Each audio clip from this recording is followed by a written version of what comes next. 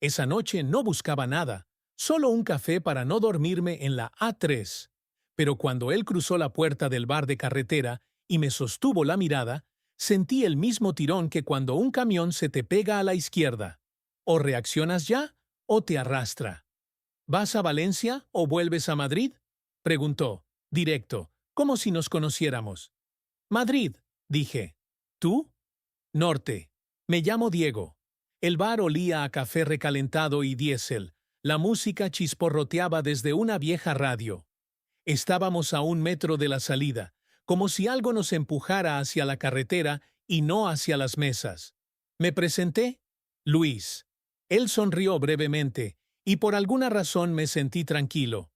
No porque fuera seguro, sino porque quedó claro. Esa noche no terminaría con el habitual buen viaje. Aquí el café es pésimo, dijo. Pero cerca hay una máquina en el aparcamiento. ¿Vamos? Salimos bajo la luz débil de las farolas. El viento traía polvo del arcén. Los motores lejanos sonaban como el mar.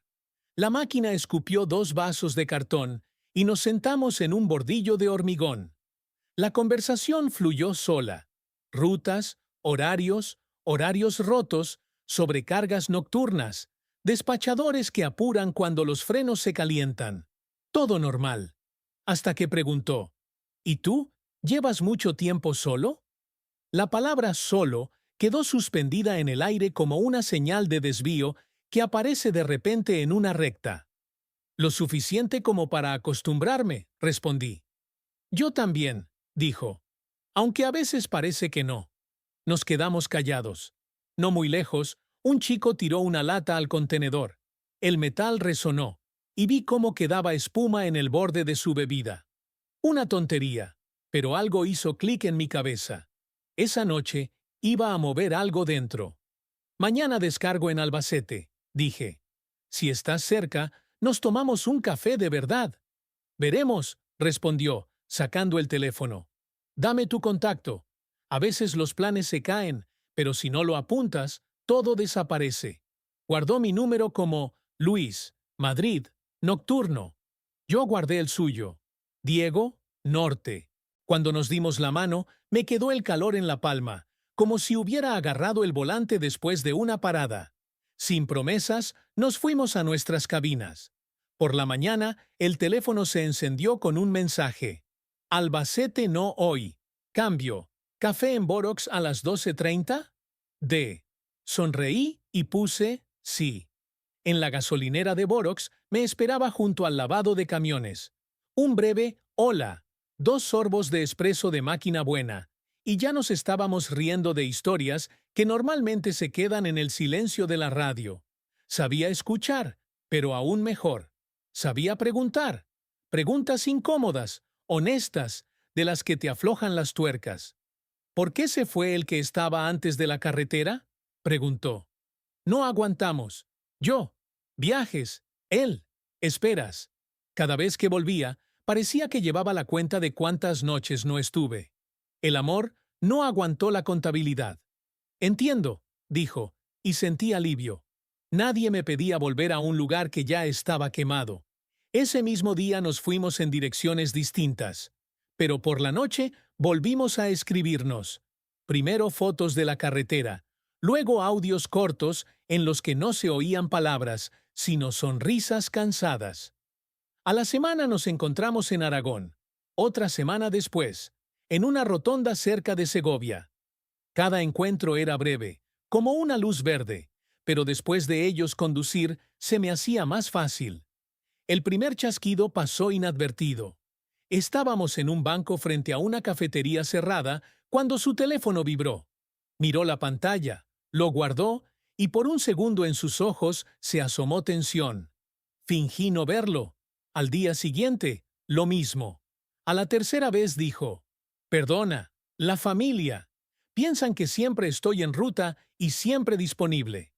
El tono era parejo, pero en la palabra familia algo tropezó. ¿Problemas? Pregunté. No ahora, respondió. Todo bien. Cambiamos de tema, pero la conversación ya no fluía igual. Sentí una sensación conocida, como si en una carretera que conoces al milímetro de repente pusieran un límite de 60 sin motivo. Frenas, pero tus ojos buscan la explicación. En Guadalajara quedamos para una cena tardía. Llegué puntual. Él se retrasó 40 minutos y llegó con las mismas breves disculpas. La comida se enfrió. La noche nos empujó hacia la despedida. Mañana salgo temprano, dijo. Entiendo, respondí. Y de verdad lo entendía. En la carretera temprano siempre está cerca. Pero igual sentí un pinchazo en el pecho. Después de esa noche, sus mensajes se volvieron irregulares. Un día, 10. Luego, silencio. Cuando le pregunté directo, me contestó: Perdona, semana complicada. Te lo contaré en persona. Yo, acostumbrado a horarios y puntos de carga, por primera vez sentí que avanzaba sin mapa. Nos vimos en un aparcamiento cerca de Teruel. El frío atravesaba las chaquetas, el viento sacudía las banderillas de plástico. Se acercó y se detuvo a la distancia de un brazo extendido. Luis, no he sido honesto. Tengo a alguien, dijo, y en mi cabeza se clavaron los frenos. No es lo que piensas. Nosotros, desde hace tiempo. Él está casado. Dice que lo cambiará todo, pero cada vez no cambia nada. He intentado salir, pero siempre vuelvo. Y luego te conocí a ti. El aire se volvió amargo, como un té demasiado infusionado. No grité, no pedí explicaciones. Solo hice una pregunta. ¿Y ahora? Él apretó los dedos, como si sostuviera una tuerca invisible. Ahora o rompo con eso, o vuelvo a mentir. No quiero mentirte a ti, pero no sé si podré soportar lo que pase en casa si todo sale a la luz. La palabra casa sonó como un golpe de metal. No vi una vivienda, sino la espera, las llamadas, las preguntas sin respuesta. Y entendí. Su familia no eran solo padres y tías. Era un círculo que se cerraba en cuanto alguien llamaba a las cosas por su nombre. No te voy a pedir que elijas aquí y ahora, dije. Pero no voy a ser el tercer carril por el que circulan cuando están sobrecargados, asintió. Y por primera vez en todos nuestros encuentros, bajó la mirada. Nos quedamos callados mientras pasaba un frigorífico silbando. Sentí cómo regresaba la carretera habitual. Larga, recta, sin señales nuevas. Pero esta vez no quería conducir en piloto automático. Dame 3 días, dijo al fin. Lo resolveré. Los tienes, respondí. Pero, Diego, si eliges el silencio, eso también es una respuesta. Asintió otra vez. Nos fuimos sin abrazos. En la cabina encendí el motor y miré un rato la oscuridad. El marcador parpadeaba con las cifras del kilometraje. Fuera, las luces rojas de otros remolques se alejaban lentamente del aparcamiento. Puse primera y aceleré. La carretera me recibió como siempre, pero en el retrovisor no quedaba ni ciudad ni gasolinera. Quedaba la palabra 3. Al segundo día, silencio. Al tercero, también. Y al cuarto, por fin, mi teléfono se iluminó. Hoy, 22:15. El mismo bar. Hay que decir la verdad.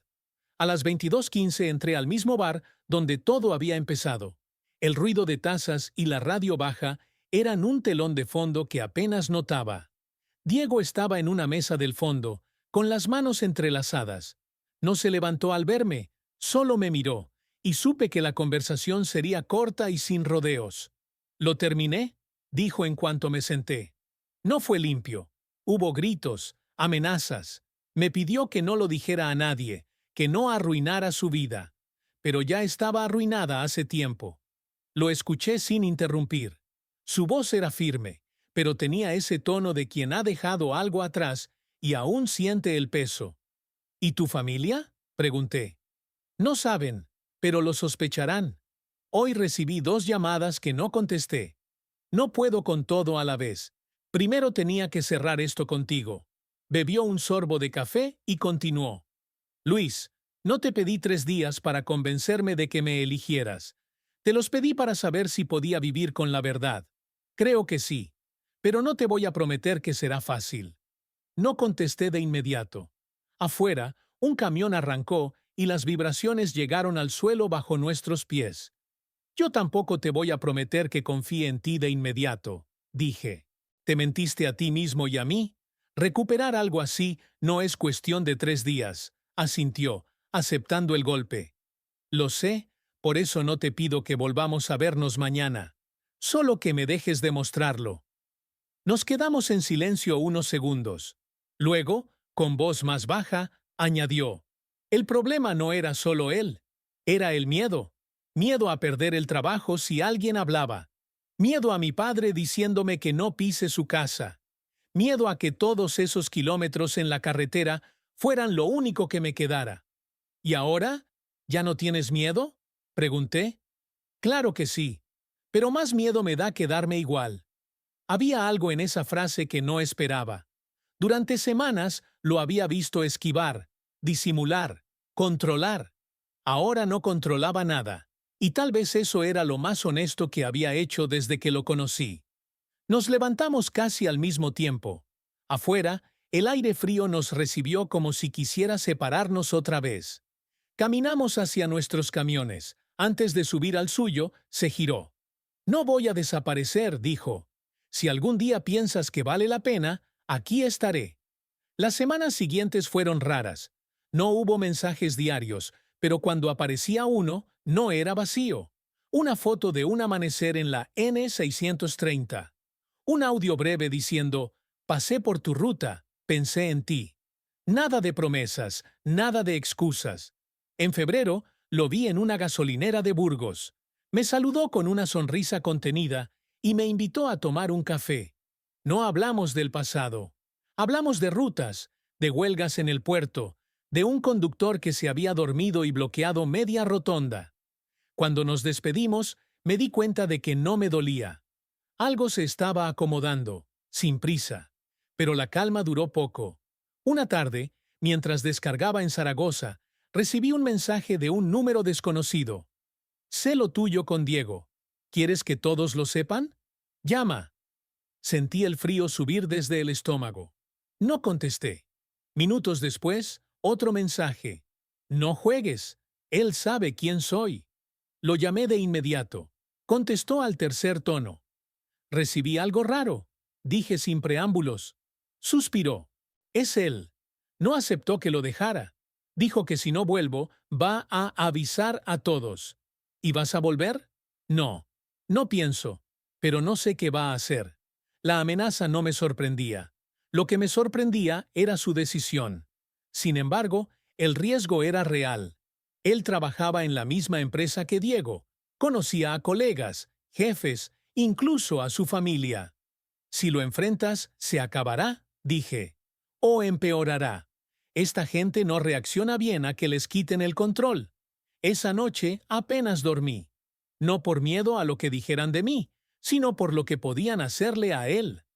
Al día siguiente, sin avisarle, fui al área de servicio donde solían parar los de su empresa. El hombre estaba allí, riendo con 2 compañeros. Cuando me vio, la risa se apagó. No te metas, dijo antes de que hablara. Ya estoy metido, y si crees que vas a hundirlo, tendrás que pasar por mí. No gritamos, no hicimos espectáculo, pero en su mirada había rabia. Él me buscó. Él quiso esto, escupió. Y él lo terminó. Acepta que perdiste. Se giró, fingiendo que la conversación había acabado. Me fui sin mirar atrás. Esa tarde, Diego me llamó. Me contó que hablaste con él, dijo. No podía quedarme quieto. Hubo un silencio largo. Luego, gracias. No sé si esto se acaba aquí, pero al menos ya no corro solo. En ese momento entendí que no se trataba de volver o no con él. Se trataba de no dejar que el miedo dictara la ruta. Y eso, quizá, era lo único que ambos necesitábamos aprender. El acoso no terminó de un día para otro. Durante semanas, Diego recibía mensajes anónimos que intentaban provocar miedo. Fotos de su camión aparcado. Frases insinuando que lo seguían. No siempre respondía. Otras veces, solo reenviaba el mensaje con un «otra vez», para que yo supiera que continuaba. Una noche de marzo, mientras yo esperaba turno para cargar en Valencia, me llamó. Su voz estaba baja, pero no rota. Hoy fue peor, dijo. Me mandó un audio diciendo que va a contarle a mi padre todo. No me preocupa que lo sepa. Me preocupa su reacción. Recordé lo que me había dicho sobre él. Hombre rígido, criado en un pueblo donde el silencio era norma y la diferencia. Un motivo de vergüenza. ¿Quieres que vaya? Pregunté. No, no es tu pelea. Pero necesito que me escuches, porque no pienso esconderme más. Esa frase marcó un cambio. Diego empezó a hablar con más gente de su entorno. A dos compañeros de confianza les contó lo que pasaba. Ellos no solo lo apoyaron, también se ofrecieron a testificar si la situación se volvía legal. El rumor empezó a circular, pero no como amenaza. La historia que el otro pretendía usar contra él ya no tenía fuerza si todos la conocían. En abril, me escribió para decirme que su padre lo había llamado. No fue una conversación amable. Me dijo que no pise su casa, relató, que para él estoy muerto. No supe qué decir. Había imaginado esa posibilidad, pero escucharla era distinto. Lo siento, Diego. No lo sientas. Prefiero esta verdad a vivir pendiente de su aprobación. Su determinación me sorprendió. Años atrás, yo mismo había vivido algo parecido. La puerta cerrada de quien creí que siempre estaría. No le conté todos los detalles, pero sí le dije, con el tiempo, duele menos. Y un día te das cuenta de que el mundo es más grande que esa casa que te cerraron. En mayo, el hostigamiento paró de golpe. Sin mensajes, sin audios. Uno de los compañeros de Diego me confesó después que el otro hombre había recibido un aviso serio de recursos humanos. Nadie me dijo quién lo denunció, pero sospeché que fueron ellos. Esa calma coincidió con algo inesperado. Una ruta conjunta. La empresa de Diego y la mía recibieron un contrato para transportar maquinaria desde Sevilla hasta Bilbao. 3 días de viaje, varias paradas técnicas y la oportunidad de convivir sin la presión de encontrarnos a escondidas. El primer día avanzamos rápido, coordinando horarios. En la cena, en un área de servicio cerca de Cáceres, noté que hablaba más suelto. No evitaba mirarme, no bajaba el tono si alguien pasaba cerca. Era como si por fin hubiera soltado un peso que llevaba años encima. Pensé que nunca iba a llegar aquí, dijo mientras compartíamos pan. Poder sentarme contigo y no sentir que alguien va a entrar para señalarme. El segundo día, en una parada en Burgos, un joven camionero se acercó a nuestra mesa. «¿Sois vosotros, no?», preguntó. «Los que no se esconden». No supe qué responder. Diego asintió. El chico sonrió y dijo, «Gracias. Hace falta ver que es posible». Cuando se fue, nos quedamos callados unos segundos. Esa simple frase pesó más que cualquier amenaza recibida meses antes. Al llegar a Bilbao, terminamos la descarga antes de lo previsto. Teníamos la tarde libre y caminamos por el puerto, observando los barcos. No planeamos nada, pero entendimos que ese viaje cerraba un ciclo. «No sé si vamos a estar juntos como pareja», dije. «Pero sé que no quiero perder esto que hemos ganado». «Yo tampoco», respondió. «Lo que pase después, que sea porque lo decidimos, no porque nos empujan». En la despedida no hubo dramatismos. Un apretón de manos firme, una mirada directa y la certeza de que el camino que quedaba sería más claro, aunque no siempre juntos. Volví a mi camión sintiendo algo que no había sentido en meses. Tranquilidad. No porque todo estuviera resuelto, sino porque, por primera vez, no íbamos en contra del tráfico.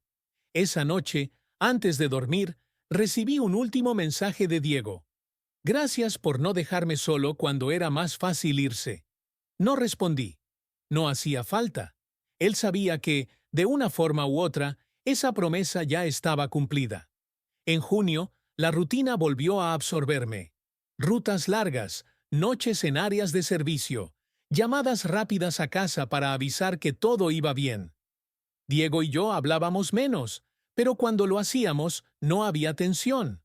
Parecía que cada uno estaba encontrando su propio equilibrio. Un jueves por la tarde, mientras descargaba en Valladolid, recibí su llamada. «Necesito verte». dijo sin rodeos. No es urgente, pero es importante. Acordamos encontrarnos 2 días después en una estación de servicio en Soria. Cuando llegué, él ya estaba allí, apoyado en su camión. No hubo saludos largos. Me ofreció un café y fuimos directos al punto. Me han ofrecido un cambio de puesto, empezó. No tendría que hacer ruta, sería coordinador de logística. Más sueldo, más horas en oficina, pero menos carretera. Lo escuché en silencio. Para él, la carretera no era solo trabajo, era la forma de escapar, de respirar. ¿Y lo quieres?, pregunté. No lo sé. Por un lado, me daría estabilidad. Por otro, no sé si estoy listo para dejar esto. Y también está el hecho de que si acepto, tendría que vivir fijo en la ciudad donde está la base. Entendí el trasfondo. Vivir fijo significaba exponerse más, convivir con un entorno que aún no sabía cómo reaccionaría. Si lo haces por miedo, no valdrá la pena, le dije. Si lo haces porque de verdad lo quieres, entonces sí. Asintió, pero no respondió de inmediato. Durante julio, seguimos viéndonos de forma esporádica. Sin planearlo, empezamos a hablar más de futuro. No solo de trabajo, también de dónde nos imaginábamos dentro de unos años. A veces, él insinuaba comprar un piso pequeño cerca del mar. Otras, yo hablaba de dejar la carretera para montar un taller. No eran promesas, pero eran ideas que antes ninguno se habría permitido decir. A finales de mes, Diego me llamó una noche. He decidido, dijo. Voy a aceptar el puesto. Me alegré por él, pero también sentí un nudo en el estómago. Significaba que nuestras rutas dejarían de cruzarse por azar, que cualquier encuentro dependería de planificarlo. Entonces vamos a tener que aprender a vernos de otra manera, respondí. Agosto trajo su nuevo trabajo y mi primer viaje largo fuera del país en años. Desde Francia le mandaba fotos de los lugares por los que pasaba. Él respondía con imágenes de su escritorio, cargado de papeles. A veces me decía que lo echaba de menos. Otras, que estaba aprendiendo a vivir sin el ruido constante del motor. En septiembre, en una de mis paradas en Madrid, nos reunimos para cenar. Noté que estaba más tranquilo, aunque también más cansado. Es raro, me confesó. Ahora que no estoy siempre en la carretera, siento que tengo que llenar mi vida con otras cosas. Y no sé por dónde empezar. No tienes que llenarla toda de golpe, le dije. A veces basta con dejar espacio para que algo nuevo entre. Esa noche caminamos un rato antes de despedirnos. No hablamos de compromiso ni de etiquetas, pero entendí que, aunque nuestro vínculo había cambiado, seguía siendo importante para los dos. En octubre recibí un mensaje inesperado. Quiero presentarte a alguien. No se refería a una pareja, sino a un grupo de amigos con quienes había empezado a salir. Me invitó a un encuentro en un centro cultural que organizaba charlas sobre diversidad. Fui y allí lo vi reír y hablar sin medir cada palabra. No miraba por encima del hombro para ver quién escuchaba. Al final del evento me dijo, hace un año no habría podido estar aquí, y gran parte de eso es por ti. No supe qué contestar. Solo asentí. Sabía que el mérito era suyo. Él había tomado la decisión de no dejar que el miedo marcara su vida. Cuando volví a mi camión esa noche, pensé en lo que habíamos vivido desde aquel primer café en la carretera. No sabía si el futuro nos mantendría cerca o nos separaría del todo. Pero sí sabía que, pasara lo que pasara, ambos habíamos cambiado para siempre. Y que a veces, la mayor victoria no es llegar juntos a un destino, sino aprender a no detenerse aunque las rutas se bifurquen. Noviembre llegó con lluvias constantes y rutas impredecibles. Entre mis viajes y el nuevo horario de Diego, nos veíamos poco. Sin embargo, cada encuentro era distinto. Ya no estaba la tensión del pasado, pero sí una sensación de que algo se estaba transformando. Una tarde, mientras repostaba en Burgos, recibí su llamada. Luis, necesito contarte algo antes de que lo escuches por otro lado, dijo directo. Mi padre me llamó, no para reconciliarse, sino para advertirme que en el pueblo están hablando. Me explicó que alguien, probablemente el mismo que lo había amenazado meses atrás, había filtrado comentarios sobre su vida personal. No eran pruebas, solo rumores, pero en un lugar pequeño, eso bastaba para que las miradas cambiaran. ¿Te preocupa?, pregunté. No como antes, pero me duele que mi madre no diga nada, que se quede callada como si así todo desapareciera. Ese silencio familiar le pesaba más que los chismes. Yo lo sabía bien. Había vivido la misma indiferencia, ese modo de borrar a alguien sin pronunciar su nombre. En diciembre coincidimos en Madrid. Diego me propuso ir a una charla sobre derechos laborales para transportistas. El auditorio estaba medio vacío, pero la discusión se volvió intensa.